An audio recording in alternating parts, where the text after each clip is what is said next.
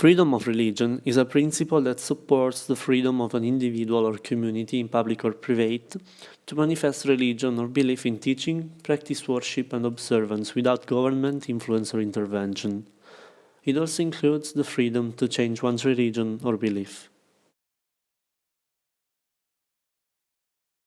I chose this specific right because I was inspired by a film that shows how religion influences our lives.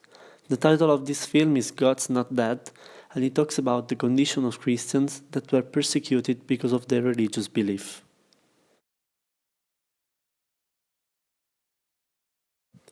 The Edict of Milan was the first European agreement to treat Christians benevolently within the Roman Empire.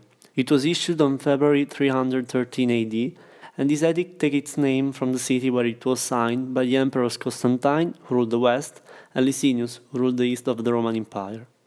The edict is popularly thought to concern only Christianity, and even to make Christianity the official religion of the empire, which recognition did not actually occur until the Edict of Thessalonica in 300 AD.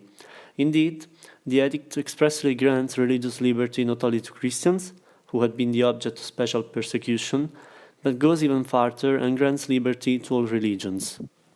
After this edict, the Roman world enjoyed a degree of peace, and after the failure of the great persecution initiated by the emperors Diocletian and Galerius in 304, the Christian Church had begun to recover its stability.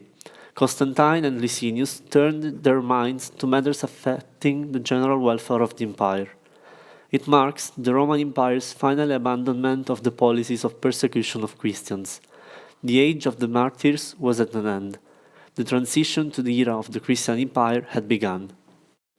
It is considered as a footnote to the history of the man primarily responsible for it, Constantine. Though the edict declared tolerance for all faiths, Constantine's public endorsement of Christianity expanded over his reign. Christianity, a growing subculture within the Roman Empire when the Edict of Milan was issued, became the de facto religion of the Roman Empire by the time of Constantine's death.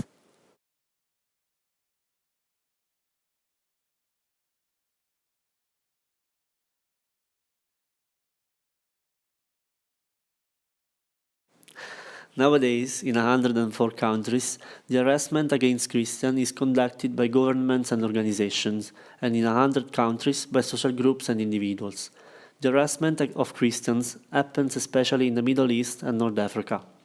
In Egypt, almost every day there is an attack against Christians only because of their religious belief. Last year, a terrorist attack hit severely the Coptic Christian community. On April the 9th, in 2017, which was Palm Sunday and the start of the Holy Week, two Egyptian Coptic churches became a target for terrorists. At least 27 people were killed in the explosion at St. George's Coptic Church in Tanta, and 17 people lost their lives in St. Mark's Coptic Church in Alexandria.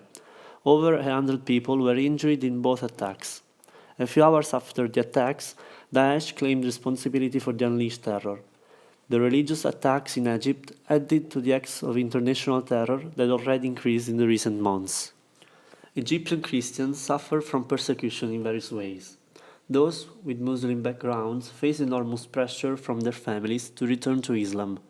Severe restrictions on buildings for communal worship prevent Christians from gathering together, in addition to hostility and violence towards believers who do manage to meet to pray together.